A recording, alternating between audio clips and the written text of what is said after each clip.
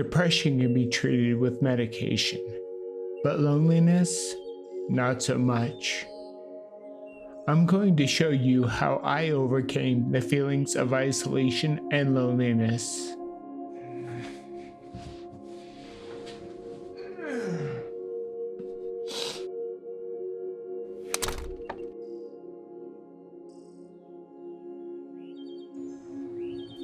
Hey, it's Steve. In school, Garrett was my best friend. But unfortunately, junior year, he had to move away. But we both stayed in contact.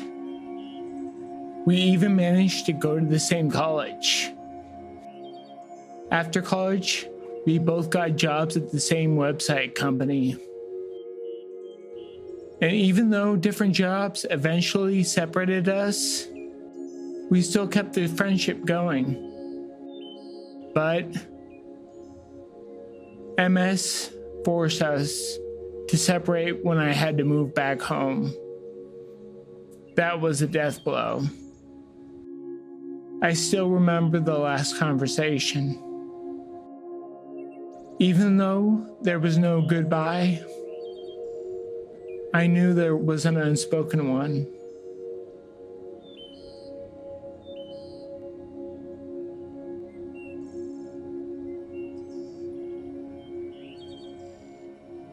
I really love reading and responding to your comments.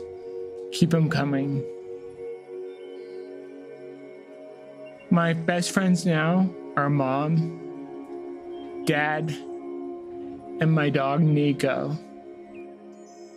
They will never say goodbye to me like that. I think the biggest casualty of COVID is it has separated us from each other. We now lead lives in isolation. A lesson I learned from Garrett was he caused me to create a new mindset that I have now. Isolation doesn't bother me as much as it should, which in some ways is a good thing, because when you have a chronic illness like MS, life is different in so many ways. Some things are taken out of our control. Maybe you're like me, and walking and balance is what has been troubling you. Maybe it's pain, or blurry vision, or bladder problems. Regardless of what MS is taken, I think we all feel alone to some degree. It's not easy. For the first decade of my MS, I felt like I was missing out on life. I felt angry and resentful. But now I see things totally different. I stopped thinking about my MS. And if it wasn't for this channel, honestly, I probably wouldn't think about it much at all. I live looking forward to tomorrow, not back to yesterday. I think we all sometimes idolize the past. We remember only the good and forget the bad. A decade ago, I didn't think I was lonely because of my MS. But I came to the realization I lost Garrett and all my other friends because I was consumed by thinking about MS. The future scared me, so all I would talk about was everything that could go wrong. Nobody wants to hear about that. No wonder they thought I was no fun to be around. But I can't go back and change things. I don't even think I would want to. I focus on what I can control. Not because I have to, but because I really love to take my life back from MS and being fully in control. That's not saying everything has worked out perfectly for me from day one. I made a lot of mistakes, but I learned from them.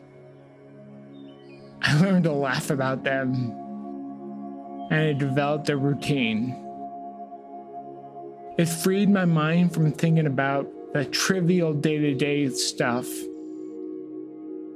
I used to think about things like what my MS was doing, and I hope I don't relapse. Now, I focus on small things, like what my next video is going to be about. I love focusing on the small things. But getting back to the routine, it's hard to explain the power it has over loneliness. I think it's the simplicity of it. I don't even remember when the switch happened, but it's like a pendulum. MS made my loneliness swing one way, but my routine jumped in and made it swing the other way. I started small. With time, it grew. And as it grew, so did my confidence.